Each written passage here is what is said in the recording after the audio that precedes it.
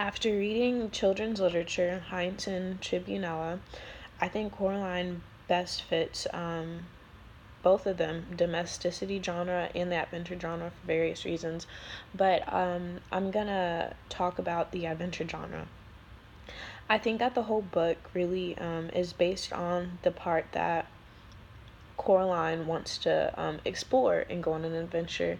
She hates being stuck in the house, so she's always wandering around looking for something new, or aka an adventure. And most of the story is primarily set in an outside setting, other than when she's in the house. She goes downstairs to the old ladies, or she goes upstairs, or she's outside, and she's always begging her mother to go outside, whether it's raining, pouring, whether it's foggy outside. The first thing she did when we read the book was she went to go explore the well, even though she knew it would be a little dangerous, but that's what she wanted to do. She wanted to explore. And the whole book is kind of set to where it couldn't really be a book if she wasn't being adventurous, because she would have never found the door. She wouldn't have been curious to go look multiple times after there was a brick wall, hoping there'd be something on the other side, if it wasn't for her trying to be adventurous.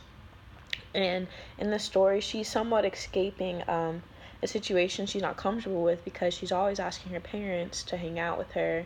She can have fun with them, but they're kind of brushing her off for things that are more adult-like to them. And she wants, I guess you could say, more attention from them, and just maybe someone her age to play with, or a better situation.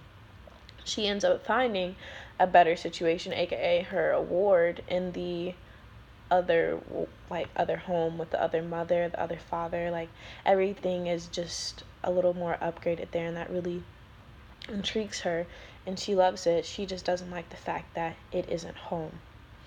There's also danger in it, considering that she had to go, find her parents because they said help us, which would explain a sense of danger, because they were in a way kidnapped by the other mother and other father in order to get Coraline to come back.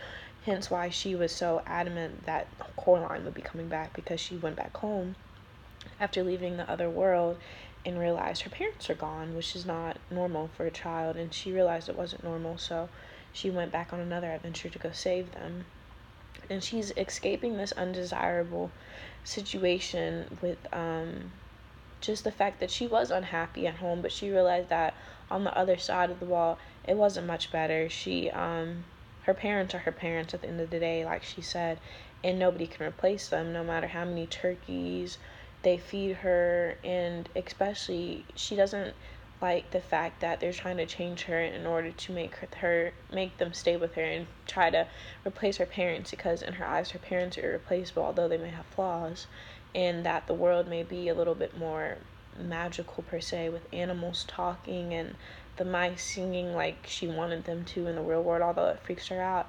It's just in her eyes, I guess, a more interesting situation than her life is back home.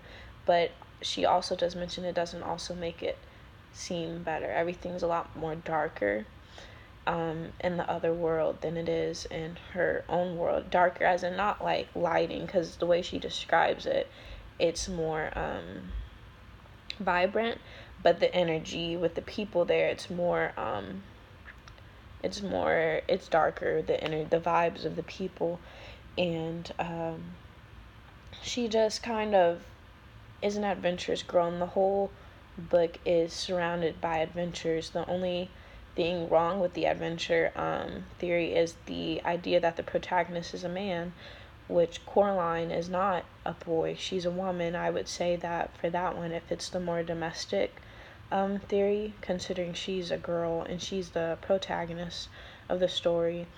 And honestly, antagonist wise, I don't believe that it's specifically one gender. I think the antagonist of the story would in general be the other world, considering that, or the other parents, which are both female and male, because they're both kind of trying to lure her away into a different world that's not theirs, considering the cat continues to refer to them as that type of creature. Like, we don't really know what she is, whether she's a demon or actual person just on the other side of the world, which is concerning.